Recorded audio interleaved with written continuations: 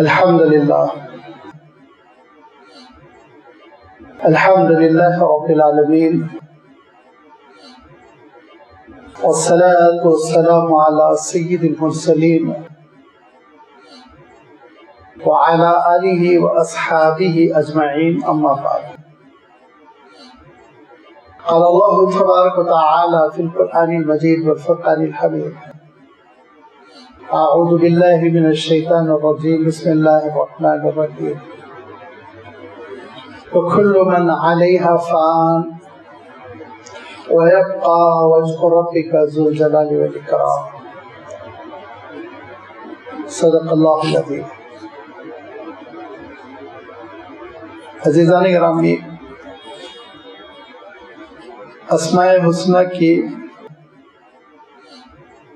اس نشست میں جو نشست نمبر 64 ہے، 64 سٹنگ ہے، یہ اللہ تعالیٰ کے بہت سارے اسماء پر ہم نے گفتگو کی، اور یہ اس لیے کہ اللہ تعالیٰ کے ان ناموں کی بڑی اہمیت ہے. یہ اللہ تعالیٰ کے وہ نام ہے جو اللہ تعالیٰ کی صفات کا ہمارے سامنے تعارف کرواتے ہیں. اللہ تعالیٰ کی صفات کے تعارف کا جو سب سے بڑا فائدہ ہوتا ہے وہ یہ کہ بندے کا تعلق اللہ تعالیٰ سے محبت کی بنیاد پر، خوف و خشیت کی بنیاد پر قائم ہو جاتا ہے، جس کا نتیجہ یہ نکلتا ہے کہ عبادتوں کا معیار ترقی کر جاتا ہے. جیسے نماز ہے تو خشوع و خضوع کے ساتھ ہوگی، صدقات ہے تو کامل اخلاص کے ساتھ ہوں گے، حج و عمرہ ہو تو پورے جذبات کے ساتھ ہوگا.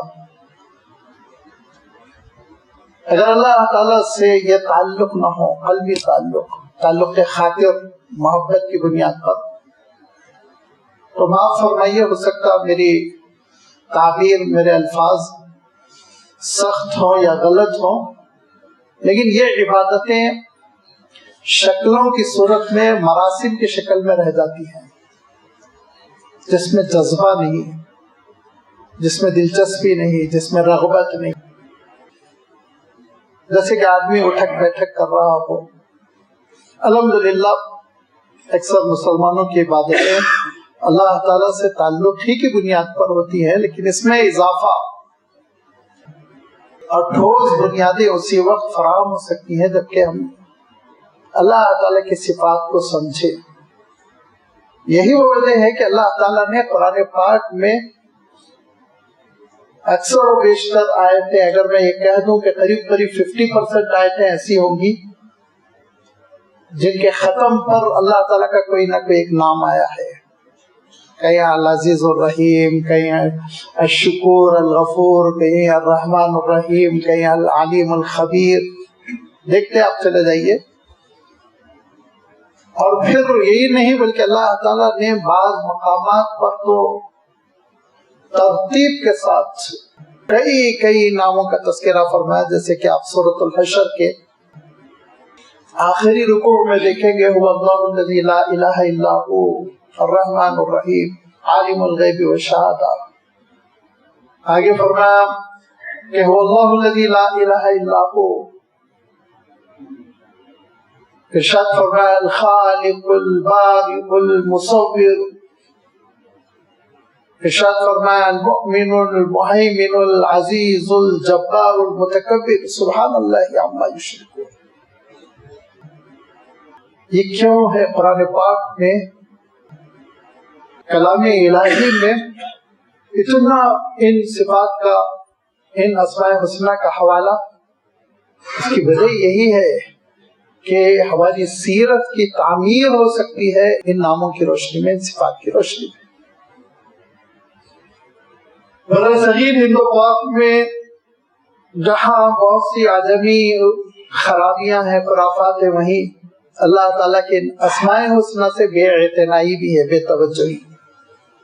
توجہ ہے لیکن جیسی ہونی چاہیے، جو اہمیت ہونی چاہیے وہ اہمیت نہیں ہے.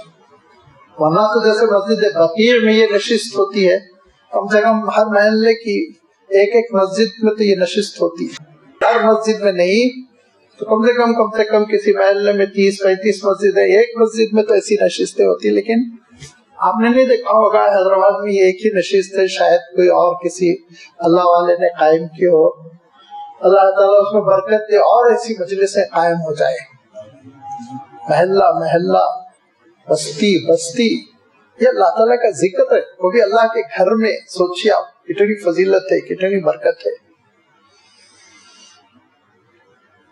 اسماء الحسنہ سے ناواقفیت کا نتیجہ یہ ہے کہ ایک مرتبہ ایک بہت اچھے خاصے ہمارے دیندار دوست سے میں نے تذکرہ کیا کہ یہاں یہ مجلس ہوتی ہے، آپ تشریف لائیے، تو کہا میں یہ سب خرافات میں نہیں جاتا ہوں۔ تو میں نے کہا کیوں خرافات؟ تو وہ یہ سمجھے کہ چیخ پکار کر کوئی خاص رویے سے اچھل کود کے ساتھ یہ ناموں کو پکارا جاتا ہے۔ میں بولا نہیں، آپ آ کے تو دیکھیے قرآن فہمی کے انداز میں ہم یہ ناموں کو سمجھتے ہیں۔ پھر وہ آئے الحمدللہ، پھر غائب ہو گئے، لیکن بہرحال غلط فہمی کا ازالہ ہو گیا ان کا۔ تو آپ سوچئے یہ میں کسی عام مسلمان کی بات نہیں کر رہا ہوں، اچھے خاصے دیندار ہے مطلب بھر، لیکن ان کو یہ اہمیت نہیں معلوم کہ اللہ کے رسول صلی اللہ علیہ وسلم نے ارشاد فرمایا اللہ کے یہ پیارے پیارے 99 نام ہیں، ومن احصاها دخل الجنہ، جو ان ناموں کو پا لے، گین کر لے، کیچ کر لے تو بس جنت میں داخل ہو گیا، ایمان سدھر گیا اس کا، اعمال سدھر گئے، اس سے بڑھ کر اور کیا چاہیے۔ پھر اللہ تعالیٰ نے ایک بات پر اور توجہ دلائی، للہ الاسماء الحسنی فادعوہ بہا، کہا یہ تمہارے دعاؤں کے لیے بمنزل پیٹرول ہے، ایسے تمہاری دعائیں دوڑیں گی، عرش تک پہنچیں گی۔ فادعوہ بہا، ان ناموں کے ذریعے اللہ کو پکارو، دعا کرو، ارشاد فرمایا۔ اور آپ صلی اللہ علیہ وسلم کی دعاؤں کو آپ دیکھیں، کوئی بھی حدیث کی صحیح کتاب اٹھا کر اس میں اللہ تعالیٰ کے ناموں کی بہت دعائی، یا حی یا قیوم کہہ کے کہیں پکار رہے ہیں، احکم الحاکمین کہہ کے کہیں پکار رہے ہیں، یا رب العالمین، رب المستضعفین، رب المذنبین۔ اللہ کے رسول صلی اللہ علیہ وسلم کی سنت بھی یہی ہے کہ اللہ تعالیٰ کے اسماء حسنہ کے ذریعے سے اللہ تعالیٰ کو پکارو، تاکہ تم رزق کے لیے پکار رہے ہو تو رزاق کو پکارو، اگر تم مدد کے لیے پکار رہے تو خیر الناصرین کو پکارو، اگر تم اپنی حمایت کے لیے پکار رہے ہو تو نعم المولا نعم النصیر کہہ کے پکارو۔ یہ ساری وہ دعائیں ہیں جس سے ہم کو قرینہ ملتا ہے کہ اللہ تعالیٰ کے نام جب دعاؤں میں جگہ پا لیتے ہیں تو قبولیت کا مقام ملتا ہے۔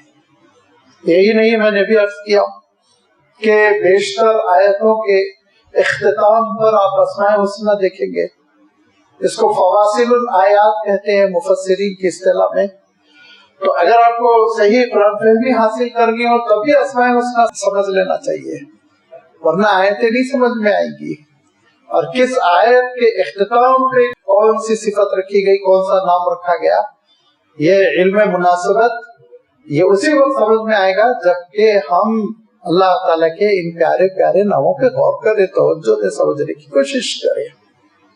یہ بہت کار ثواب ہے، اس کو آپ ذکر سمجھیے، اس کو آپ قرآن فہمی سمجھیے، اس کو آپ اللہ تعالیٰ کی عبادت سمجھیے، اور خود اللہ تعالیٰ کے گھر میں بیٹھ کر اللہ تعالیٰ کے ذکر کا یہ طریقہ اپنانا، یہ ہمارے لیے بہت بڑا صدقہ ہے، ثواب ہے، کار خیر ہے، انشاءاللہ بھرپور اجر ملے گا۔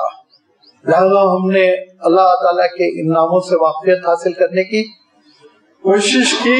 یہ کوشش اپنی نسبت کے اعتبار سے بہت بلند ہے، اللہ تعالیٰ کی جانب نسبت، ہمارے اعتبار سے ناقص ہے، چھوٹی موٹی ہے، جو بھی ہے اللہ تعالیٰ قبول فرما لے، اور اللہ تعالیٰ کامل انداز میں، احسن انداز میں، زیادہ علمی انداز میں انجام دینے کی توفیق عنایت فرمائے ہمارے نوجوانوں کو، ہماری نئی نسلوں کو، تاکہ یہ پرانی علم اور یہ نور نبوت پھیلتا چلا جائے، اس سے مسلمان ان کے سینے معمور ہو جائے، ان کے اعمال منور ہو جائے۔ ان 64 مجلسوں میں، جس کو میں نے بھی عرض کیا کہ تقریباً ہماری یہ सेटिंग 64 नंबर की है। हमने जितने अल्लाह ताला के नामों पर गौर करने की कोशिश की, समझने की कोशिश की, वो सब मुफरदात की शक्ल में है। और आज हम एक मुरक्कबात के शक्ल में, मुरक्कबात के मरहले में दाखिल हो रहे हैं। देखिए, मुफरदात के मानी होते हैं कि अल्लाह ताला के वो नाम जो सिंगल वर्ड में आए हैं, रहमान है, रहीम है, गफ्फार है, गफूर है, करीम है, खालिक है, बारी है, बदी है, हकीम है, आदिल है, शहीद है, बहुत से नाम। अब ये 64 मजलिसों में सिर्फ 64 नाम नहीं आए, बहुत ज्यादा है, क्योंकि कभी कभी किसी मजलिस में हमने दो नामों पे भी गुफ्तगू कर दी। रहमान और रहीम को हमने मिला दिया था, गाफिर, गफ्फार, गफूर को हमने मिला दिया था, 3 नामों को। तो इस तरह करीब करीब हम 90 के फिगर को क्रॉस कर रहे हैं। अब जो नाम बाकी हैं जिन पे आपको गौर करना है वो मुरक्कबात है। अरबी के एतबार से मुरक्कबात का मफहूम यूं होगा कि कम से कम 2 लफ्जों से मिलके नाम बना हो। जुल अर्शी, रब्बुल आलमीन, अहकमुल हाकिमीन। ऐसे ही आज एक अल्लाह ताला की सिफत जो 3 अल्फाज पर मुश्तमिल है, इंशाअल्लाह उस पर हम गौर करेंगे, जिसको अरबी में जब हम सीधे साधे अंदाज में कहते हैं तो जुल जलाली वल इकराम कहते हैं।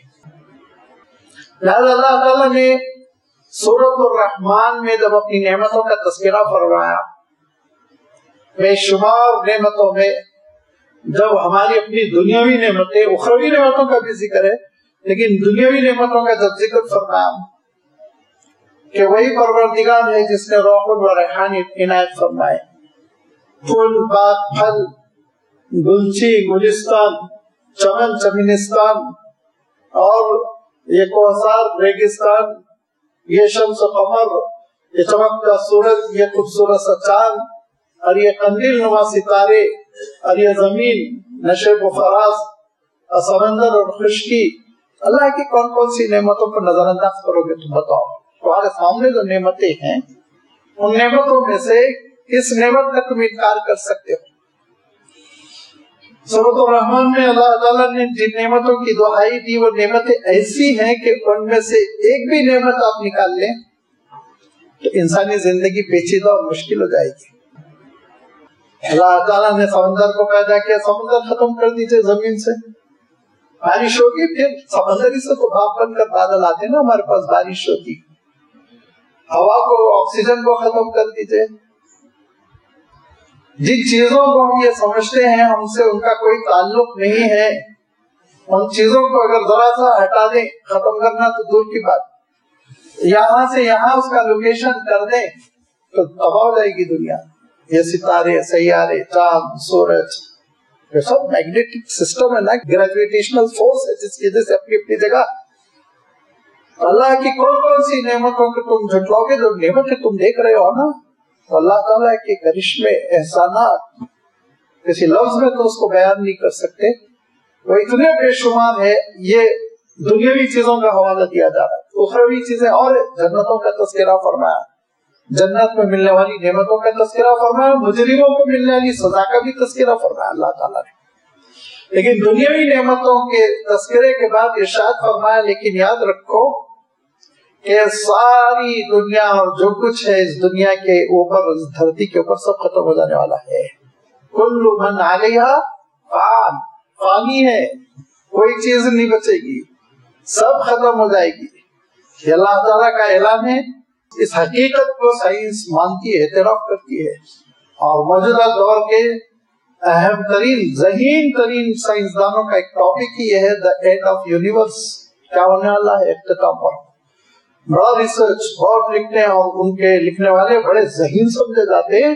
जो मैथमेटिक्स और फिजिक्स पर कंट्रोल रखते हैं वही ये सारी चीजों में हाथ डाल पाते हैं, बड़े ज़हीन लोग समझे जाते हैं। उनकी किताब भी, कोई रिसर्च पेपर छप जाता है तो वो लाखों में नशर होता है, अवार्ड्स मिलते हैं। ये कायनात खत्म होने वाली, और ये कायनात खत्म हो जाएगी, उसके बाद इरशाद फरमाया वयब्का वज्हु रब्बिका ज़ुल जलाली वल इकराम, اور تمہارے اور رب ہی کی ذات باقی رہے گی، سب کچھ ختم ہو جائے گا۔ چنانچہ اللہ کے رسول صلی اللہ علیہ وسلم نے جو کائنات کے اختتام کا تصور اور عقیدہ ہم کو عطا فرمایا، اس میں آپ صلی اللہ علیہ وسلم نے تفصیل فرما دی کہ علامات قیامت کے بعد قیامت کا دن نمودار ہوگا، جمعہ کی صبح ہوگی، اور سور پھونکنے کا حکم ہوگا، اور سور پھونکا جائے گا۔ حضرت اسرافیل سور پھونکیں گے تو ایک آواز بلند ہوگی، اور اس آواز کی وجہ سے یہ کائنات کانپنے لگے گی، تھر تھر کانپنے لگے گی۔ ہماری دنیا میں بھی زلزلہ آ جائے گا، وَإِذَا زُلْزِلَتِ الْأَرْضُ زِلْزَالَهَا، چاند و سورج ٹکرائیں گے، اور سورج کی جو گیسز سے شعلہ ہے اس کو بجھا دیا جائے گا، وہ تاریک ہو جائے گا۔ اذا الشمس کورت واذا النجوم انکدرت، جب سورج جو سب کو روشنی سپلائی کر رہا ہے اکثر و بیشتر ستاروں کو، وہ بے نور ہو جائے گا تو ستارے بھی لازمی باتیں خالی خوری ہو جائیں گے، سب سمٹ جائیں گے، ایک دوسرے سے ٹکرائیں گے۔ اور اس کے بعد سے یہ دنیا جب تھر تھر کانپ رہی ہوگی اور سور کی آواز پہنچ رہی ہوگی، تو انسان پہلے تو یہ سوچے گا کہ گھروں میں پناہ لی جائے، گھر بند کر لیے جائیں، لیکن جب دیکھے گا گھر کانپ رہا ہے، چھت گرنے کا اندیشہ ہے، اور یہ کھڑکیاں ہیں اس کے شیشے یہ چٹک رہے ہیں، ٹوٹ رہے ہیں، تو پھر وہ عافیت اس میں سمجھے گا کہ میدان کی طرف بھاگنا شروع کریں گے۔ یوم یفر المرء، انسان جب بھاگے گا تو میاں بیوی اپنا ہاتھ پکڑے ہوئے ہوں گے، بچے کو بھی لیے ہوئے ہوں گے، کچھ قیمتی سامان، سرٹیفکیٹ، حالات نارمل ہو تو ٹھیک ہے، ضرورت پڑے گی، لیکن جب بھگدڑ بڑھے گی اور جب زلزلہ بڑھے گا اور جب سور کی چنگاڑ بڑھے گی تو پہلے تو قیمتی سامان پھینکیں گے، ہلکے ہو جاؤ گے، پہلے تو قیمتی سامان پھینکنا شروع کریں گے۔ اور یہ منظر مجھے اس وقت سمجھ میں آیا جب ہم 9 ذی الحجہ کو میدان عرفات پہنچے، تو بیچارے کسی عرب کرم فرما نے یہ معلوم کیا کہ اس خیمے میں کتنے لوگ ٹھہرنے والے ہیں۔ ان کو بتایا گیا کہ 2000 لوگ خیمے میں ٹھہریں گے، لمبے چوڑے خیمے ہوتے ہیں، گروپس آ کے، یہ انڈین گروپس کے لیے، یہ آندھرا کے گروپ کے لیے، کچھ حضرات جانتے ہیں۔ تو انہوں نے ہر ایک کے لیے ایک ایک کمبل رکھ دیا، کیونکہ رات مزدلفہ کی ٹھنڈی ہوتی ہے، واپسی میں ضرورت پڑے گی۔ تو بعض ہمارے بزرگ ایسے تھے جو خیمے میں داخل ہوتے انہوں نے کمبلوں کو کلیکٹ کرنا شروع کیا، تو ایک صاحب 20 کمبل کی پیکٹ بنا دیے پوٹلی، ایک صاحب 10 کی، تو میں بھی ہوئی۔ لوگ بھول گئے کہ کس غرض سے آئے ہوئے ہیں۔ آج یوم عرفہ ہے، میدان عرفات میں تم ہو، جس کے بارے میں کہا گیا کہ آج کے دن جو پرندے اوپر سے اڑتے وہ بھی جنتی ہو جاتے ہیں، اور تم کمبل لوٹنے میں لگے ہوئے ہو۔ یہ کیوں؟ حج کا جذبہ نہیں تھا، بیٹے نے بھیج دیا پیسہ تو چلو کر کے آ جائے۔ جذبہ ایک چیز ہوتی ہے، جذبے والے تو تڑپتے ہیں، روتے ہیں، گڑ گڑاتے ہیں۔ اب اس کے بعد میں جو منظر بیان کرنا چاہتا ہوں کہ جتنے حاجی حضرات ہیں وہ میری تائید کریں گے، مغرب ہوتے ہوتے حالات بدل جاتے ہیں، بسیں ملنا مشکل ہو جاتی ہے، بیشتر جوان پیدل چلنے پہ مجبور ہو جاتے ہیں، بوڑھے حضرات بسوں کو پکڑ کے بیٹھے رہتے ہیں، ٹریفک جام رہتی ہے، ہزاروں بسیں ہوتی ہیں جس کو میدان عرفات سے نکل کر مزدلفہ ہوتے ہوئے مینا شفٹ ہونا ہے، ہزاروں رہتی ہیں۔ 20 لاکھ 25 لاکھ تو قانونی حاجی رہتے ہیں، پھر جو علاقائی آ جاتے ہیں ان کی اور تعداد، تو آپ اندازہ کیجئے کتنی بسیں ہوتی ہیں، کتنی کاریں، ٹریفک، گھنٹوں۔ کبھی کبھی تو ایسا ہوا کہ 1 گھنٹے 1.5 گھنٹے میں 2-4 میٹر آگے بڑھ پائی بس۔ اب بس وہ لوگ بند رکھتے، کھولتے نہیں، ہوا نہیں آ سکتی، جتنا بھی اے سی چلانا ہے چلا رہے ہیں۔ اب اس میں ہمارے بزرگوں کو الٹیاں شروع ہوئی، اب بس میں ان لوگوں نے الٹیاں کرنی شروع کر دی۔ اس کے بعد ایک میدان میں بس والا بس کھول دیا، کہا یہاں اتر جاؤ، آگے میرے بس میں نہیں ہے، میری بس میرے بس میں نہیں، اب تم آگے بڑھو، پیدل جاؤ۔ تو اب 20 کمبل کی پوٹلی، 25 کمبل کی پوٹلی لے کے چلے۔ خدا گواہ ہے انہوں نے جنگل میں ان پوٹلیوں کو پھینک دیا، بوجھ بن گئی تھی نا، بوجھ بن گئی تھی، طبیعت الگ خراب ہے، رات میں 1:30-2 بج رہے ہیں، جنگل کا عالم ہے، اور پہنچنا ہے مینا، 1 گھنٹہ چلنا ہوگا، 2 گھنٹہ چلنا ہوگا، پتا نہیں۔ دھیرے دھیرے کونوں میں پوٹلیاں پھینکنی شروع کر دی، ہلکے پھلکے ہو گئے، یہ میدان حشر کا کیا عالم ہوگا ذرا سوچیے آپ. ہم اپنی چیزوں کو پھینکیں گے, پھر بچوں کو پھینکیں گے, میاں بھی ہاتھ چھوڑ دیں گے. ایک صالح وہ نوجوان جو ماں باپ کا بڑا خدمت گزار ہے وہ ماں باپ کا ہاتھ چھوڑا لے گا. ماں جب کبھی بچے کو نہیں چھوڑتی ہے, اور بالخصوص بچہ اگر دودھ پیتا ہو شیرخوار جس کو کہتے ہیں, وہ ماں تو بچے کو اپنی جان پہ نچھاور کرتی ہے. لیکن اللہ تعالیٰ ارشاد فرماتا ہے کہ دودھ پیتے بچوں سے بھی ماں غافل ہو جائے گی, ان کو بھی ڈال دے گی. کیا عالم ہو گیا پتا نہیں, بس بھاگتے چلے جائیں گے, بھاگتے چلے جائیں گے. یہ وہ میدان حشر ہوگا. میدان حشر میں جمع ہونے کے بعد سے اللہ تعالیٰ کے حکم سے جب آپ یوں سمجھ لیجئے کہ سور پیک پہ پہنچ جائے گا تو سب موت سے دو چار, کوئی زندہ باقی نہیں رہے گا, کوئی زندہ نہیں. تو اللہ تعالیٰ پوچھے گا کہ کون کون باقی ہے. تو گھبراتے گھبراتے حضرت جبرائیل امین کہے گا مولا میں ہوں, اور اسرافیل ہے جو سور پھونک رہے. اللہ کا حکم ہوگا وَلْيَمُتْ جبرائیل, جبرائیل پہ بھی موت طاری ہو. حدیث صحیح ہے. پھر حضرت جبرائیل بھی اس مرحلے سے گزریں گے. پھر اللہ کا حکم ہوگا وَلْيَمُتْ اسرافیل, اسرافیل پر بھی موت طاری ہو. یہ آپ صلی اللہ علیہ وسلم فرماتے ہیں فنا کا عالم ہوگا. کل من علیہا فان, ہر چیز فنا ہو چکی ہوگی. اس کے بعد آپ صلی اللہ علیہ وسلم فرماتے ہیں یہ مدت 40 کی ہوگی. تو حضرت ابو ہریرہ رضی اللہ تعالیٰ عنہ سے ان کے شاگرد نے پوچھا حضرت 40 کیا سال, مہینے؟ تو حضرت ابو بکر نے کہا میں نے بھی اللہ کے رسول سے نہیں پوچھا کہ 40 سال کی ہوگی, 40 صدیوں کی ہوگی, 40 مہینوں کی ہوگی. 40 کا لفظ یاد ہے مجھے, اتنا یاد ہے کہ اللہ کے رسول صلی اللہ علیہ وسلم نے فرمایا کہ یہ مدت 40 کی ہوگی. اب 40 دن کی ہوگی, مہینوں کی ہوگی, 40 سالوں کی ہوگی, 40 صدیوں کی ہوگی, یہ ہم نہیں بتا سکتے, عالم غیب کی بات ہے. اگر اللہ کے رسول صلی اللہ علیہ وسلم وضاحت فرما دیتے تو وضاحت ہوتی. اب وضاحت کی کوئی گنجائش نہیں ہے. فرمایا یہ مدت عالم فنا کی گزرے گی جس میں کوئی بھی مخلوق قید حیات نہیں رہے گی. کل من علیہا فان, یہ ہوگی اس کی تفسیر.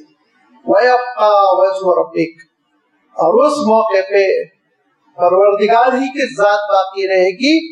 اللہ تعالیٰ پھر حضرت اسرافیل میں جان ڈالیں گے, کن کہیں گے فیکون, وہ کھڑے ہو جائیں گے. دوسرا سور پھونکنے کا حکم ہوگا. حضرت جبرائیل میں پھر درجہ بدرجہ فرشتوں میں جان آئے گی. اللہ کے رسول صلی اللہ علیہ وسلم ارشاد فرماتے ہیں جب میں جاگوں گا تو میں ایک منظر دیکھوں گا کہ حضرت موسیٰ علیہ الصلوۃ والتسلیم عرش کے پائے کو پکڑ کر رو رہے ہیں. لیکن میں یہ نہیں بتا سکتا کہ میرے سے پہلے ان میں جان ڈالی گئی یا میرے بعد جان ڈالی گئی, لیکن یہ منظر تو میں دیکھوں گا. فرمایا صلی اللہ علیہ وسلم, حدیث صحیح ہے, آپ لوگ ریفر کر لیجئے. میں ہمیشہ کہتا ہوں کہ کوئی ضروری نہیں کہ مولوی صاحب کی تقریر پر آپ یقین کر لیں, آپ جا کے چیک کیا کیجئے, آج اس کی کتابیں پڑھیے. اور امام بخاری نے, امام مسلم نے اور دیگر سارے محدثین نے یہ قیامت کا چیپٹر قائم کیا ہے, اس میں پوری قیامت کی حدیثیں جمع کی, ان کو پڑھنا چاہیے. یہ ہمارے مسلمان ہیں, ہمارے عقیدے کی چیزیں ہم کو معلوم ہونی چاہیے. تو تمہارے رب کی ذات باقی رہے گی اور کوئی باقی نہیں رہے گا. اور رب کی صفت اللہ تعالیٰ نے ارشاد فرمائی ذو الجلالی والاکرام. ذو لگاتے ہیں عربی میں زال اور واو, بالکل اس معنوں میں جس معنوں میں ہم اردو میں والا لگاتے, علم والے, مال والا, گھر والا, یہ معنوں میں یہ زال اور واو کا استعمال ہے. ذو المالی پیسے والا, ذو الحاجتی ضرورت مند, ضرورت والا, ذو الفقاری فقر و فاقے والا. جب آپ چلتے چلے جائیے جہاں جہاں یہ لفظ آیا, لہذا ذو الجلال جلال والا ہمارا ترجمہ ہوگا اردو کے اعتبار سے, کیونکہ جلال لفظ کا ترجمہ بہت مشکل ہے. جتنا اس کے پروننسیشن میں جلال ہے نا, اتنا معنوں میں بھی جلال ہے. جلال کے معنی اور جیم لام لام اگر آپ ڈکشنری میں جا کے چیک کریں تو بہت سارے معنی ہوں گے، لیکن مین روٹ کا جو مفہوم ہے وہ مفہوم یہ ہوتا ہے کہ حکومت میں اور قدرت میں اور احسانات میں کسی قسم کا کوئی فالٹ نہیں ہونا، کمی نہیں ہونی چاہیے۔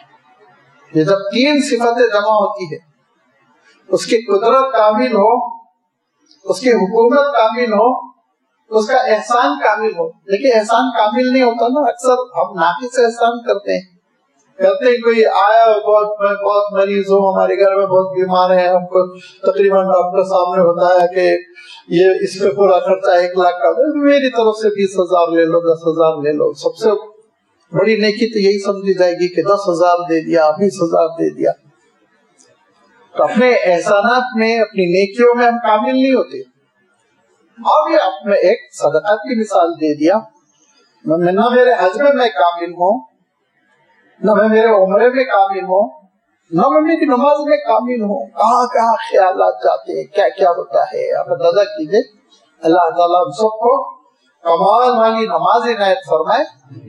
ہماری عبادتیں ٹوٹی پھوٹی بس ہم اللہ کے دربار میں پیش کر رہے ہیں کہ وارحم الراحمین ہے، قبول کر لے، مغفرت فرما دے، جنت کی نعمت دے دے۔ وہ نعمت تو کامل چاہیے، لیکن یہ عبادت ویسی نہیں ہے، کوئی دعویٰ نہیں کر سکتا۔ اللہ کے رسول صلی اللہ علیہ وسلم کے سوا، اللہ کے رسول صلی اللہ علیہ وسلم کے صدقے میں صحابہ کو ملی کامل نمازیں، اہل اللہ اولیاء اللہ کو ملی ہوں گی، لیکن ہم لوگ تو بہت ناقص ہے۔ لہذا میں عرض کر رہا تھا کہ اپنی جود و سخا میں، اپنے احسانات میں کامل، اپنی حکومت میں کامل اور اپنی قدرت میں کامل۔ آپ کہیں گے حکومت قدرت تو ملتی جلتی چیزیں نہیں، بہت الگ ہے۔ بہت سے صاحبین حکومت کر رہے ہیں، قدرت کنٹرول نہیں ان کا کنٹرول نہیں، کنٹرول کسی اور کا چلتا رہتا ہے۔ کتنے ممالک ہے جس میں وزیر اعظم کی کچھ نہیں چلتی، وزیر داخلہ کی سب چلتی رہتی ہے، یہ حکومت کی حکومت ہے۔ کتنے ممالک ہے جس میں بادشاہ جو بنے ہوئے ہیں ذل الہی، ان کی کچھ نہیں چلتی، جو فوجی کرنل ہے اس کی چلتی رہتی ہے۔ تو حکومت الگ چیز ہے، یاد رکھیے، حکومت مل جانا الگ چیز ہے، کنٹرول ملنا الگ چیز ہے، قدرت ملنا الگ چیز ہے۔ ہر ایک کو نصیب نہیں ہوتی، اکثر کو نصیب نہیں ہوتی۔ یہ تو جسموں پہ حکومت کر لیتے ہیں، دلوں پہ تھوڑی حکومت رہتی ہے۔ لیکن اللہ تعالیٰ کی واحد ذات ہے جس کی حکومت بھی کامل ہے، جس میں نقص نہیں ہے، اور جس کی قدرت بھی کامل ہے، جس میں فالٹ نہیں ہے۔ کامل قدرت ہے، کامل۔ بڑے سے بڑے طاغی جبار نافرمان فرعون کو ایک لمحے میں وہ ختم کر دیتا ہے، ایک لمحے میں ختم کر دیتا ہے، کہ جس کی دھاک بیٹھی ہوئی تھی اور آنکھوں سے آنکھیں ملانے سے لوگ گھبراتے تھے، اور جس ایک شخص کی وجہ سے حضرت موسیٰ علیہ السلام کی امت نے موسیٰ علیہ السلام کی نافرمانی کر دی تھی۔ سورۃ المائدہ میں اللہ تعالیٰ ارشاد فرماتا ہے کہ حضرت موسیٰ علیہ السلام نے کہا کہ چلو ارض مقدس میں ہم کو داخل ہونا ہے، اللہ کا حکم ہے۔ جیسے آپ صلی اللہ علیہ وسلم نے مکہ مکرمہ فتح کیا، ایسے ہی فتح کرنا تھا، قبلہ اول۔ تو بنی اسرائیل نے کہا نہیں، ہم نہیں چلیں گے، ان فیہا قوما جبارین، بہت پہلوان ہیں وہاں، زبردست قسم کے، کاٹ ڈالے گا، ہم نے آ گئے۔ فَاذْهَبْ أَنْتَ وَرَبُّكَ فَقَاتِلَا إِنَّا هَاهُنَا قَاعِدُونَ۔ کیوں؟ کیونکہ اس میں ایک شخص تھا جالوت، جو جنگوں کا بڑا ماہر سمجھا جاتا تھا اور جس کو شکست دینا ناممکن سمجھا جاتا تھا۔ اس کی دھاک بیٹھی ہوئی تھی، روب، دبدبا، ڈر، خوف۔ لیکن اللہ تعالیٰ کا نظام بالکل عجیب و غریب ہے۔ جیسے ابو جہل کو بچوں نے ختم کیا، ایسے ہی جالوت کو ختم کرنے کے لیے اللہ تعالیٰ نے حضرت داؤد علیہ السلام کو استعمال کیا، جو اس وقت رسول و نبی تو بہت دور کی بات ہے، 16 سال کے نوجوان تھے، بکریاں چراتے تھے، دبلے پتلے تھے، اور ان کو جنگ میں شریک ہونے کی حضرت طالوت اجازت نہیں دے رہے تھے۔ بیٹے تم کا عمر ہو، جنگی مہارت نہیں ہے، تم جنگ میں شریک ہوگے شہید ہو جاؤ گے۔ حضرت داؤد علیہ السلام نے کہا نہیں، میں جنگل میں ہی رہتا ہوں، بکریاں چراتا ہوں، اب میں ساتھ رہوں گا، کوئی کچھ نہ کچھ کام آ جاؤں گا، آپ مجھے ساتھ رکھیے۔ کہا ٹھیک ہے چلو۔ اور پھر جب یہ 313 کا لشکر پہنچا اور آمنا سامنا ہوا، تو جالوت اپنے فل جنگی ڈریس میں نکلا. جسم کا ایک حصہ بھی اس کا کھلا نہیں تھا کہ جس پہ تیر چلائی جائے یا تلوار چلائی جائے. لوہے کا فل ڈریس، ہیلمٹ سے لے کے پورا نیچے تک زنجیروں کا ڈریس. لیکن اللہ تعالیٰ کا فیصلہ، اس کی پیشانی کا یہ بیچ کا حصہ جو ناک کے اوپر کا ہوتا ہے وہ کھلا ہوا تھا، بس اتنا، کیونکہ آنکھیں کھلی رکھنی تھی تو یوں کور کی ہوئی تھی تو یہ حصہ کھلا ہوا تھا اس کا، ناک کے اوپر کا حصہ سمجھ لیجیے آپ. آنکھوں تک ہیلمٹ ہے اور پھر یہ یہاں تک ہیلمٹ ہے، یہ حصہ ہے نظر آ رہا ہے. حضرت داؤد علیہ السلام جنگ میں ہے. اس نے کہا کہ آؤ سب سے پہلے میرے سے مقابلہ کرو پھر جنگ ہوگی. سب کے قدم جم گئے، کوئی نہیں آگے بڑھے. حضرت داؤد نے کہا حضرت طالوت سے جو امیر لشکر تھے، حضرت مجھے اجازت دکھانے کو بچے ہو، کوئی بڑا پہلوان جائے تو بہتر ہے. دوبارہ اس نے للکارا، آ جاؤ کرو مجھ سے لڑائی. پھر خاموشی. پھر حضرت داؤد علیہ السلام آگے بڑھتے. تیسری مرتبہ حضرت داؤد علیہ السلام سمجھاتے ہیں اور کہتے ہیں حضرت دیکھیے میں بکریاں چراتا ہوں اور درندے حملہ کرتے ہیں جنگل میں. وہ زمانے کے جنگل آپ سوچیے، موجودہ طور پر سب ختم ہو گئے جنگل بھی. تو میں ایک حربہ اپناتا ہوں کہ ایک رسی میں نوکیلا پتھر باندھ کر اس میں پاور پیدا کرتا ہوں، گول پھرا کر، اور جب میں نشانے پہ چھوڑتا ہوں تو نشانہ نہیں چھپتا. اگر آپ اجازت دیں میں آگے جا کے وہ حربہ استعمال کروں گا، وہ تدبیر استعمال کروں گا. حضرت تعلق نے کہا جب تم اتنا اصرار کر رہے تو میں تم کو اجازت دیتا ہوں. چنانچہ جب حضرت داؤد علیہ السلام آگے بڑھے تو اس نے کہا اے لڑکے میں نہیں چاہتا کہ تمہاری ماں تم پر روئے، تم پیچھے چلے جاؤ، کسی بڑے پہلوان کو بھیجو. حضرت داؤد علیہ السلام نے کہا لیکن میں چاہتا ہوں کہ میرے ہاتھ تیری موت ہو. اس نے کہا اگر للکار رہے ہو، مجھے چیلنج کر رہے تو آؤ. ایک خاص فاصلے پر حضرت داؤد علیہ السلام کھڑے ہو گئے اور وہ ٹیکنیک اپنائی جو آج بھی فلسطینی اپناتے ہیں، اور انہوں نے بہت تیزی کے ساتھ اس رسی کو پھرا کر اس کے اندر پاور پیدا کیا، ایک طاقت پیدا ہو جاتی ہے. اب ٹھیک نشانے پہ چھوڑا. یہ کارنامہ تھا. اس کی دونوں پیشانی کے بیچ میں، دونوں آنکھوں کے بیچ میں جو سوراخ کا گیپ تھا اس میں جا کے پتھر کی جو نوک چبھی تو ایک خون کا فوارہ نکلا اور اس کی آنکھوں میں خون بھر گیا اور وہ تلملا کر بے ہوش ہو کر میدان میں گر پڑا. اس کا بے ہوش ہونا تھا. یاد رکھیے یہ بہت سی ایسی بلڈنگیں عمارتیں ہوتی ہیں کہ ایک ٹیکنیک ہوتی ہے، ایک جگہ کو آپ اگر وہ مار کے گرا دینا تو پوری بلڈنگ چلی جاتی ہے. لہذا شخصیتوں کا بھی ایسا ہی مسئلہ ہوتا ہے. وہ فوج میں جیسے ہی جالوت گرا پوری فوج کے پیر اکھڑ گئے، میدان سے بھاگے. اللہ تعالیٰ بڑے بڑے جباروں، ظالموں اور دشمنوں کو بہت چھوٹی چھوٹی چیزوں سے. حضرت داؤد علیہ السلام عمر میں تو لڑکے تھے لیکن شخصیت تو بہت عظیم تھی. اللہ تعالیٰ اپنا حکم کبھی کبھی اس طرح صادر کرتا ہے کیونکہ اس کی طاقت میں کوئی کمی نہیں. اس کی طاقت میں کوئی کمی نہیں. اگر اس کی طاقت میں نعوذ باللہ کمی ہوتی تو یہ پورے ظالم اب تک زندہ رہتے اور ہم لوگ کو جینے نہیں دیتے. لیکن اب تھوڑے دن میں ان کا وقت آتا ہے، مہلت دیتا ہے اللہ تعالیٰ. کسی کو 10 سال، کسی کو 15 سال، کسی کو 20 سال. تو یہ اللہ تعالیٰ کی مہلت پر یہ اعتراض آتے ہیں، ظلم و زیادتی کرتے ہیں. لیکن اللہ تعالیٰ کے اقتدار میں، اس کی قدرت میں، اس کی حکومت میں کسی قسم کی کوئی کمی نہیں. اس کے جود و سخا میں کسی قسم کی کوئی کمی نہیں. جو چیز عطا فرماتا ہے وہ بے عیب عنایت فرماتا ہے. انسان عیب پیدا کر لے ایک الگ بات ہے، لیکن اللہ تعالیٰ کی جانب سے ساری نعمتیں کامل ملتی ہے، بہترین ملتی ہے، بغیر ملاوٹ کے ملتی ہے. ابھی انسان کی مینجمنٹ کی غلطی ہوتی ہے کہ ان چیزوں میں ملاوٹ کر دیتا ہے، ٹیکس لگا دیتا ہے، قیمت لگا دیتا ہے. تو اللہ تعالیٰ کا جو جود و سخا کا احسان کا ڈپارٹمنٹ ہے وہ بھی کامل، اللہ تعالیٰ کی حکومت بھی کامل اور اللہ تعالیٰ کی قدرت بھی کامل. لہذا ذوالجلال ہے وہ. اسی لیے فرمایا کہ جب کبھی تم اللہ تعالیٰ کو یاد کرو تو کہو اللہ جل جلالہ. جلے نہیں، جو اردو میں ہم بولتے ہیں مجہول، غلط ہو جاتا ہے. غلط اس معنوں میں مفہوم بگڑتا نہیں، بے معنی ہو جاتی ہے بات. جل فعل ماضی ہے، جلالہ جس کا جلال کامل ہے. اچھا اردو میں تھوڑا جلال سے غصہ ذہن میں آتا ہے، غصے والا، جلال میں آ گیا حضرت۔ یہ ایک جو رزلٹ ہوتا ہے نا، وہ رزلٹ اور مفہوم کا جو لازمی ترجمہ ہوتا ہے وہ ہم نے پکڑ لیا، کیونکہ جب اللہ تعالیٰ کا اقتدار کامل، حکومت کامل، قدرت کامل، تو پکڑ بھی کامل ہوتی ہے۔ اسی لیے اس معنوں میں اللہ تعالیٰ کا غصہ کو جلال سے ہم تعبیر کرنے لگے، تو پھر وہ انسانوں کے لیے بھی حضرت جلال میں آگے استعمال کرنے لگے، ورنہ جلال وہ پازیٹیو معنوں میں ہے اور قیمتی معنوں میں ہے۔ اسی لیے بزرگوں نے مستحسن قرار دیا کہ آپ کیا کہیں، اللہ تعالی بھی کہہ سکتے ہیں، علو بلندی، سبحانہ بھی کہہ سکتے ہیں، پاک ہے، اور جل جلالہ بھی آپ کہہ سکتے ہیں، جس کا جلال کامل ہے، کمپلیٹ ہے، جو جود و سخا والا ہے، احسانات والا ہے، حکومت والا ہے، اقتدار والا ہے اور قدرت والا ہے۔ یہ اعتراف جب بندے کے منہ سے نکلتا ہے تو پھر اللہ تعالیٰ بندے کی بندگی میں برکت دیتا ہے، اس کے اجر میں برکت دیتا ہے۔ آگے ہے ذوالجلال والاکرام۔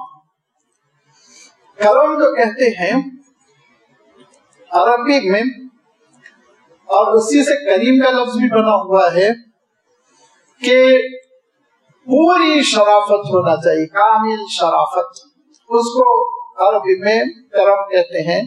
کرامت کا لفظ بھی بنتا ہے، کریم کا لفظ بھی بنتا ہے، اکرم کا لفظ بھی بنا ہے۔ اقرأ باسم ربک الذی خلق، خلق الانسان من علق، اقرأ وربک الاکرم، یہ لفظ بھی وہی روٹ ورڈ سے، کہ جس کی شرافت جو ہوتی ہے نا وہ کامل ہو۔ ہم دیکھیں گے کہ باعزت ہونا، آنریبل ہونا، یہی ترجمے ہم کر سکتے ہیں، لیکن اللہ کے رسول صلی اللہ علیہ وسلم نے جو اس کو کریم کو استعمال کیا، اس سے آپ اس کے مفہوم کو ایک حد تک سمجھ سکتے ہیں کہ اللہ کے رسول صلی اللہ علیہ وسلم سے کسی نے پوچھا کہ اللہ کے رسول یہ بتلائیے سب سے شریف کون ہے، سب سے اچھا حسب نسب میں، اخلاق میں، تو اللہ کے رسول نے فرمایا یوسف۔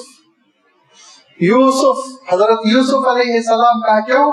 یوسف کریم، ابن کریم، ابن کریم، ابن کریم، یوسف سے بڑھ کے کون ہو سکتا ہے کہ وہ انتہائی درجے کے شریف، ان کے والد حضرت یعقوب وہ اعلیٰ درجے کے شریف، ان کے دادا حضرت اسحاق اعلیٰ درجے کے شریف، ان کے پردادا حضرت ابراہیم اعلیٰ درجے کے شریف۔ حدیث سے ایک تو مفہوم معلوم ہوا کہ کرم کے کیا معنی ہوتے، کریم کے معنی کیا ہوتے۔ دوسری ایک اور چیز معلوم ہوئی ہے ہمارے لیے، اس میں ہم ڈنڈی مار دیتے ہیں، ہمارے کام کی چیزوں کو نظر انداز کرنا، فضائل بہت اچھا سنیں گے خوش ہو کے، کام وہ انجام ہونے کی کوشش کرتے ہیں۔ اللہ کے رسول صلی اللہ علیہ وسلم نے اپنے اس ارشاد کے ذریعے سے ہماری جو تربیت کی، تواضع کی، یہاں جواب میں یہ ہونا چاہیے تھا انا، میں ہوں سب سے، ہے کہ نہیں؟ ہمارا ایمان ہے، ہمارا ایمان ہے، اس ایمان میں نقص کفر کا سبب کرے گا، لیکن اللہ کے رسول صلی اللہ علیہ وسلم نے اپنی ذات کا نہیں کہا، یہ نہیں کہا نا انا سب سے شریف میں ہوں، نہیں، تواضع۔ تواضع حضرت یوسف علیہ السلام کا تذکرہ فرمایا، یہ ہے دیکھیے تواضع۔ اور عالم یہ ہوتا ہے، آج ہمارے سامنے اگر کوئی اچھائی کی بات آ جائے کہ بڑے اسکالر کون ہے، اچھا کون ہے، بڑا سیٹ کون ہے، ہر آدمی اشارہ کرے گا اپنی طرف۔ سیلف ریسپیکٹ الگ چیز ہے، لیکن اپنے آپ کو نمایاں کرنا، خود نمائی کہتے ہیں، یہ الگ چیز ہے جس کو اسلام میں پسند نہیں کیا گیا۔ اللہ تعالیٰ کے پاس تواضع پسند ہے، بندگی پسند ہے۔ حضرت موسیٰ علیہ السلام کا سفر حضرت خضر کے ساتھ کیوں ہوا کہ حضرت موسیٰ علیہ السلام نے جب تقریر فرمائی تو کسی صاحب نے پوچھا کہ اے اللہ کے نبی یہ بتائیے آپ سے بڑا عالم کوئی ہے روئے زمین پر؟ حضرت موسیٰ نے کہا نہیں، سب سے بڑا عالم میں ہوں۔ جواب حق ہے، جواب میں شبہ نہیں، یاد رکھیے۔ کیوں؟ وہ اپنے وقت کے رسول ہیں، اپنے وقت کے رسول سے بڑھ کر عالم کون سا ہو سکتا ہے؟ جواب حق ہے، لیکن اللہ تعالیٰ کو بندگی پسند ہے، تواضع پسند ہے، اسی لیے اللہ تعالیٰ کو جواب پسند نہیں ہے۔ اور اللہ تعالیٰ نے کہا کہ موسیٰ تم سے بڑا بھی عالم ہے؟ کہا اللہ میرے سے بڑا عالم ہے تو اجازت دیجیے میں ان سے سیکھتا ہوں، شاگرد بنتا ہوں۔ تو پھر اللہ تعالیٰ نے حضرت خضر کے پاس بھی ایسے بھیجا، پتا نہیں بتایا، ڈھونڈو گا، جاؤ تلاش کرو۔ तलाश करना पड़ा हजरत मूसा अलैहिस्सलाम को। मैं अर्ज कर रहा था कि अल्लाह के रसूल सल्लल्लाहु अलैहि वसल्लम ने इस हदीस पाक से जो हमारी तरबियत फरमा दी ना कि हम अपने अंदर बंदगी पैदा करें। आप सल्लल्लाहु अलैहि वसल्लम इरशाद फरमाते हैं, मन तवाज़अ लिल्लाहि रफ़अहुल्लाहु, जो तवाज़ु इख्तियार करता अल्लाह ताला उसी को बुलंदियां देता है।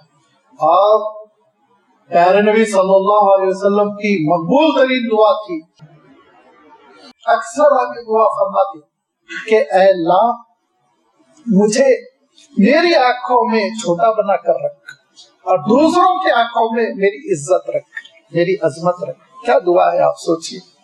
हम लोग उल्टा हो गया, अपनी इज्जत इतनी करते कि एक साहब जो है वो जलसे में शिरकत नहीं किए क्योंकि उनके नाम के साथ खान जो था वो छूट गया, नहीं किया वो जानता में सब चीज है, खान नहीं लिखा गया तो जन्नत में दाखिला ममनू हो गया तुम्हारा।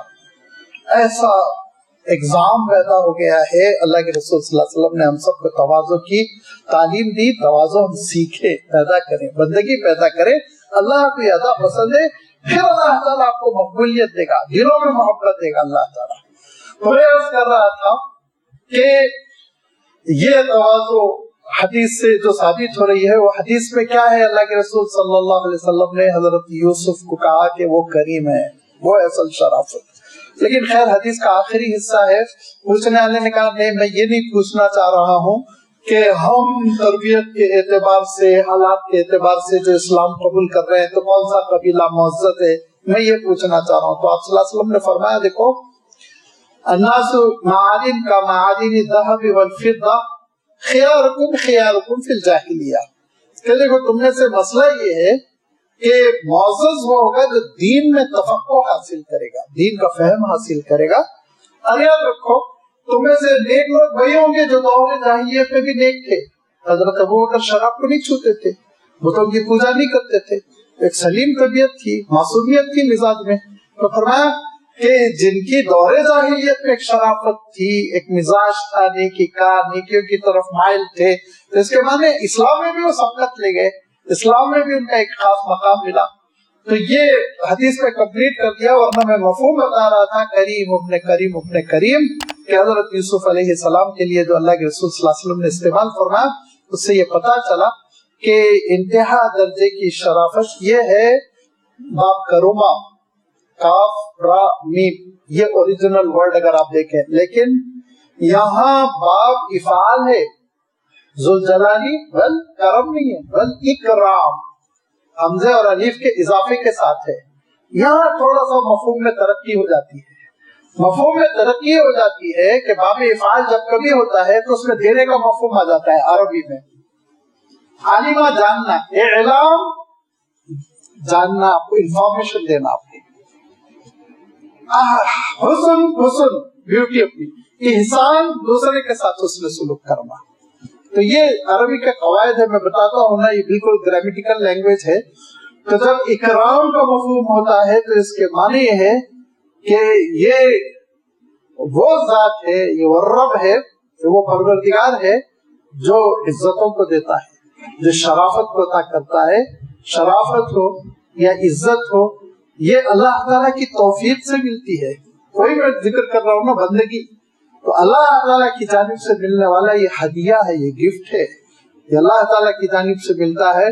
ये हम अपने से अपने अंदर नहीं पैदा कर सकते, इसीलिए दुआओं के जरिए से और सालेहीन नेकोकार अंबिया और रसूलों की पैरवी के जरिए से आप इस मकाम को पहुंच सकते हो। वरना कितने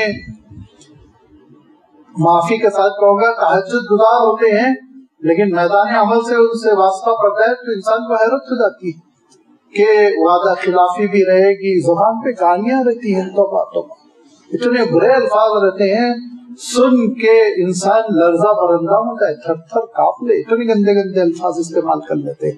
ये कहाँ की शराफत है? नहीं है ना, अल्लाह ताला ने अता नहीं की, वो बंदगी नहीं मांगी नहीं तुमने। तो मैं अर्ज कर रहा था कि अल्लाह ताला की सिफत ये हुई कि वो खुद करीम है अस्माए हुस्ना में, और वही नोबलनेस, वही इज्जत, रेस्पेक्ट अता करने वाला है, हम सबको वही मकाम दे सकता है। इसीलिए अल्लाह ताला ने इरशाद फरमाया इन्न अकरमकुम इंदल्लाहि अत्काकुम, जब खूब तकवा इख्तियार करोगे, तकवा नहीं फरमाया, अत्काकुम, तकवे में सबक ले जाओगे ना तो हम तुमको सबसे मुकर्रम कर देंगे, मुअज़्ज़ज़ कर देंगे, इज्जत वाला कर देंगे, तुम्हारा एक मकाम होगा, दिलों में अल्लाह ताला इज्जत देगा, दिलों में मोहब्बत देगा। अल्लाह ताला इरशाद फरमाता है, इन्नल्लज़ीना आमनू व अमीलुस सालिहाति सयजअलु लहुमुर रहमानु वुद्दा, रहमान ऐसे नेक बंदों के सिलसिले में दीगर बंदों के दिलों में मोहब्बत डाल देता है। लोग मोहब्बत करते हैं, एहतराम करते हैं, एहतराम की निगाहों से देखते हैं।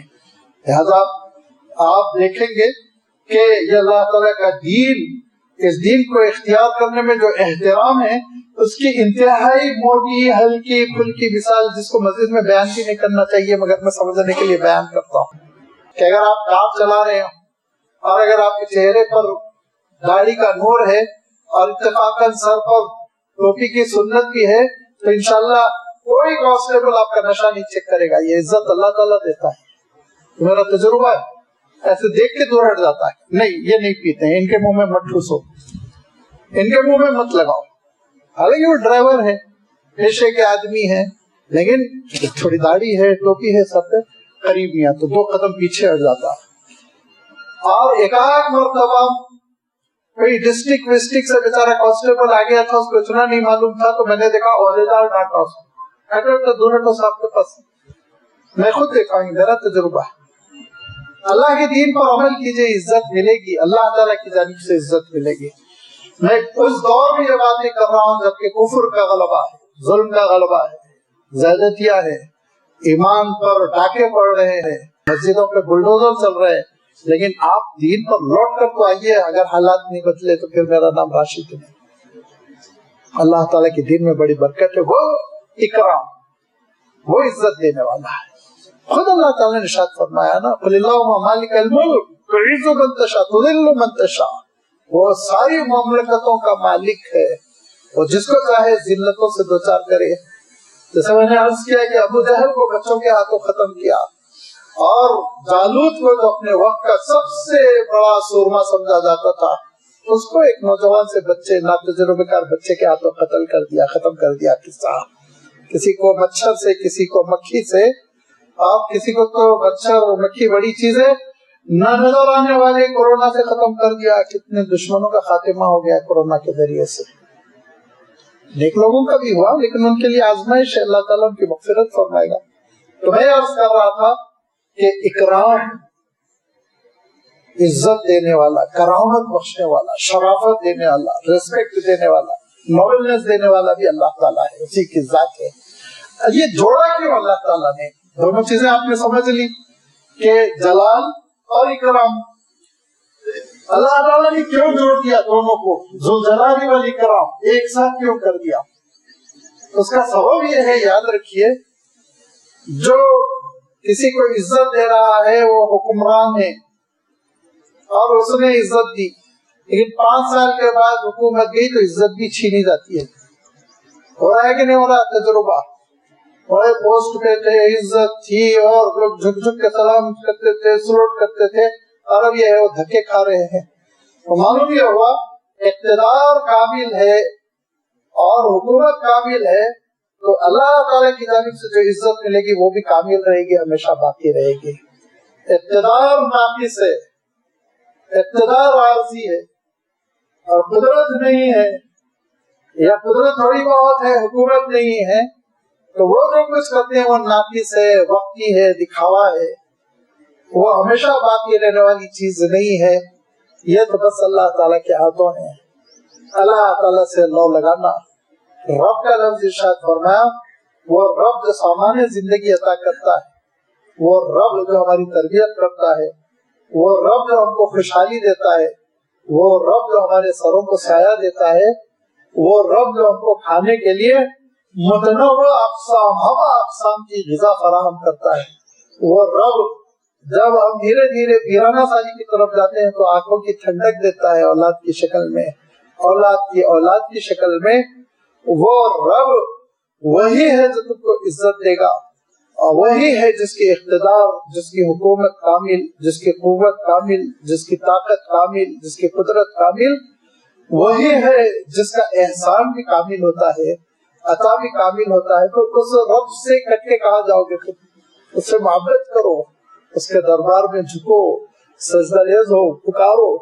کبھی تنہائیوں کی کچھ گھڑیاں، خاص طور پہ میں نوجوانوں سے کہوں گا کہ میں دیکھتا ہوں 40 منٹ 45 منٹ ایک دوست کے فون پہ، اب وہ مرد دوست ہوتا ہے یا عورت دوست ہوتی ہے، وہ تفصیلوں میں جانے ہی نہیں چاہتا ہوں، لیکن موجودہ دور کی جو خرافات ہے اور جو گندگیاں ہیں صحیح معنوں میں، بوائے فرینڈ گرل فرینڈ، آدھا گھنٹہ ایک گھنٹہ 40 کام اپنی تک باتیں ہو رہی۔ کبھی رب سے بھی تو باتیں کرو 40 منٹ، دعائیں کرو، اس کے دربار میں سجدہ کرو۔ حضور اکرم صلی اللہ علیہ وسلم تو 4 گھنٹے کی تہجد پڑھتے تھے۔ پڑھی ہم نے کبھی زندگی میں 4 گھنٹے کی تہجد؟ کبھی ہم نے زندگی میں، چلیے شب قدر میں پڑھ لیں، رمضان کی راتوں میں پڑھ لیں، جمعہ کی رات پڑھ لیں، کوئی ایک رات سال کے لیے کم سے کم ہم خالص کر لیں، تو جو اتنا بڑا میرا محسن جس کے احسان کے بغیر میں ایک لمحہ جی نہیں سکتا ہوں، ایک نوجوان بڑے اچھے خوبرو ٹھیک ٹھاک پڑھے لکھے، ایک مدت کے بعد ملاقات ہوئی تو میرے پیروں تلے زمین نکل گئی۔ نظام کالج میں ان کو پڑھایا تھا گریجویشن کے، خوبرو، لمبے چوڑے، اچھے ذہین، پڑھنے میں اچھے، بس ایک عارضہ کیا آیا، اللہ تعالیٰ نے رنگ بھی چھین لیا، اللہ تعالیٰ نے بدن بھی چھین لیا، میرے پیٹ میں رہتے تھے، میں دیکھ کے میں تڑپ گیا میں کہ جس کی جوانی پہ ماں باپ فخر کرتے رہے ہوں گے، چھین لیا اللہ تعالیٰ۔ ساری چیزیں عارضی ہے، رب کی بندگی یہ باقی رہنے والی ہے۔ یبقی وجہ ربک ذو الجلال والاکرام۔ اسماء الحسنی جب کبھی ہم سنتے ہیں تو میں ہمیشہ آپ کی خدمت میں ایک بات رکھتا ہوں کہ ان ناموں کا میرے آپ پر اثر پڑنا، افیکٹ پڑنا، اگر یہ ریفلیکشن نہ ہو، یہ نور سے، اللہ کے نور سے میری ناقص ذات منور نہیں ہو رہی تو پھر فائدہ نہیں، نظریاتی چیزیں بس ایسے ہی وقت گزارنے کے لیے نعوذ باللہ باتیں ہو کر رہ جائیں گی۔ جب اللہ تعالیٰ کی یہ صفات ہے اور اس صفات میں یہ ہے کہ وہ عطا میں کامل ہے، تو لازمی بات ہے ہم بھی اپنے کاموں میں کامل بنے، نماز ہو تو کامل کرنے کی کوشش کریں، صدقات ہو تو کامل کرنے کی کوشش کریں۔ اسی لیے بزرگوں نے یہ پسند نہیں فرمایا کہ تمہارے اوپر 1 لاکھ زکوٰۃ واجب ہوتی ہے تو تم 1000 خواتین کو 100 روپے کی، 50 روپے کی ساڑی تھما دو، کسی کے بھی کام آنے والی نہیں، پھر وہ جا کر 100 روپے کی ساڑی 50 میں بیچ رہی ہے، پھر وہ ایک سائیکل ہے کہ وجود میں آ گیا۔ ایک کا کام بناؤ، ایک کو لے لو، تم اگر علاج کی ضرورت ہے پوری علاج کی ذمہ داری لے لو، اگر تعلیم کی ضرورت ہے پوری تعلیم کی ذمہ داری لے لو، تاکہ تمہارا کام وہ کمپلیٹ ہو، رزلٹ آئے، نتیجہ برآمد ہو۔ یہ اسلامی تعلیمات یہ ہے، اسپانسرشپ لیجیے، آپ اس کو اپنا بنا لیجیے، اس کی ذمہ داریوں کو نبھائیے جتنا ہو سکتا ہے، 1 کو، 10 کو، 2 کو، انشاءاللہ آپ دیکھیں گے کہ اتنی برکت ہوگی کہ جس کے لیے آپ کام کریں گے آگے چل کے وہ دوسروں کے لیے کام کرے گا۔ نیکیاں جو ہوتی ہیں نا وہ پھلتی پھولتی ہیں، درخت میں جیسے پھل آتے ہیں ویسے ہی نیکیوں کا مسئلہ وہ کل دوسروں کے کام آئے گا۔ کتنے حضرات کے ہمارے ساتھی ہیں جو جانتے ہیں کہ زکوٰۃ چیریٹیبل ٹرسٹ سے جن بچوں نے امداد لے کے اعلیٰ تعلیم حاصل کی، آج وہ خود زکوٰۃ دے رہے ہیں، ماشاءاللہ سے دے رہے ہیں، ایک حقیقت ہے، اور ہزاروں میں دے رہے ہیں، کوئی 50,000 دے رہا ہے، کوئی 70,000 دے رہا ہے۔ تو یہ جود و سخا میں بھی ہم کامل بنے، اپنی عبادتوں میں کامل بنے، جتنا ہو سکتا ہم کوشش کریں۔ نمبر 2، اللہ تعالیٰ اپنی حکومت میں، اللہ تعالیٰ اپنی قدرت میں کامل ہے۔ اب دیکھیے، یاد رکھیے، میں عرض کر چکا ہوں، جہاں بندگی اور اللہ تعالیٰ کی معبودیت کا مسئلہ آئے گا تو جب اللہ تعالیٰ قدرت کاملہ رکھتا ہے تو ہم اس کے آگے عاجز ہو جائیں کامل طور پر، یہ ہے بندگی۔ اب یہ میں سوچیے، میں بھی قدرت میں کامل نعوذ باللہ ہو ہی نہیں سکتا۔ کامیابی ہماری کیا ہے؟ ہماری کامیابی یہ ہے کہ جب اللہ تعالیٰ اپنی قدرت میں کامل تو میں اپنی عاجزی میں کامل ہوں۔ اسی لیے تو سجدے ہیں نمازوں میں، مٹی میں سر رکھ کر، ہم لوگ تو قالینوں پہ سر رکھ رہے ہیں، اللہ کے رسول صلی اللہ علیہ وسلم ریتی پر سر رکھتے تھے۔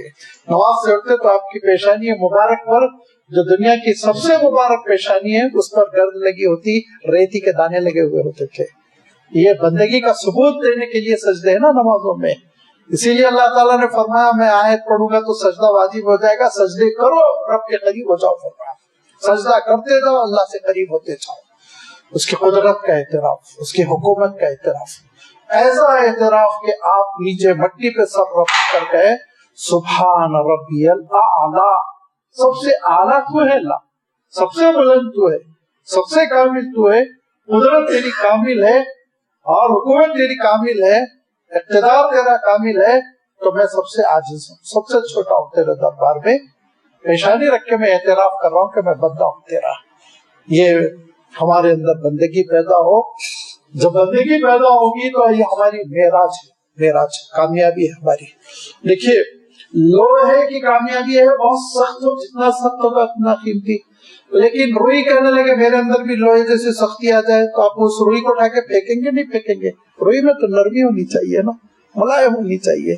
لہذا اللہ تعالیٰ جب اقتدار میں کامل ہے تو میں بندگی میں کامل، عاجزی میں کامل، خاکساری میں کامل ہو جاؤں. یہ میری شان ہے.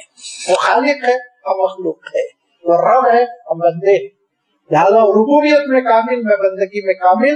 تو گویا آپ اپنی کوالیفیکیشن میں سب سے پرفیکٹ ہے اور سب سے ایکسلنٹ ہے، کامیاب ہے. اور پھر اللہ تعالیٰ ایسے بندوں کو نوازتا ہے، اتنا نوازتا ہے کہ چھپر پھاڑ کر دیتا ہے، بندگی کی توفیق دیتا ہے، عزت دیتا ہے، قبولیت دیتا ہے، محبت دیتا ہے، جس کے ہم سب محتاج ہیں. اللہ تعالیٰ ان حقیقتوں کو ہم کو سمجھنے کی توفیق عنایت فرمائے اور اسماء الحسنہ کے ذریعے سے اللہ تعالیٰ اپنا تقرب اور اپنا تعلق ہم سب کو عنایت فرما دے. وآخر دعوانا ان الحمدللہ رب العالمین.